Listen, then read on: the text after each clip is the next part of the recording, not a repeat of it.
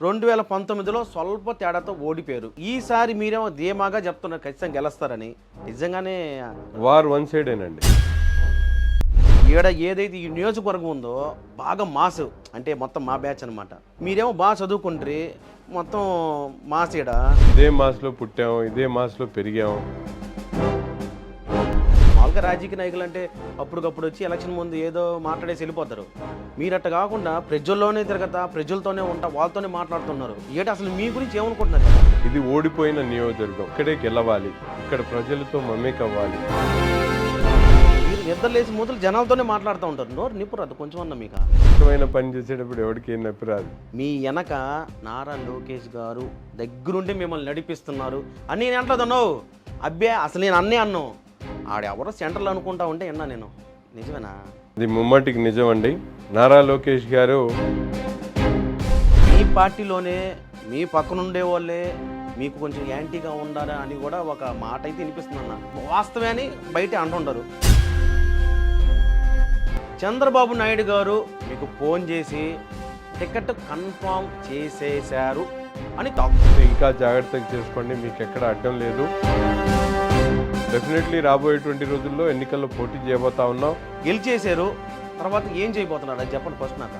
ఇంట్లో కూర్చొని ఉంటే ఎవరో ఫోన్ చేశారు. మా పేటలో కోతులు ఎక్కువ ఉన్నాయి, నిత్యం అందుబాటులో ఉంటుంది. వారికి కావాల్సినటువంటి ఎటువంటి కార్యక్రమం అయినా, ఎటువంటి సేవ అయినా చేయడానికి సిద్ధంగా ఉంది. మీకు పొలిటికల్ బ్యాక్గ్రౌండ్ ఉందా లేదా? లేదండి.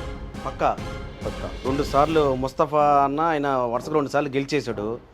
ఈసారి హ్యాట్రిక్ కొడతాడు అని అనుకునే లోపే వాళ్ళ కూతుర్ని దింపేశారు రంగంలోకి.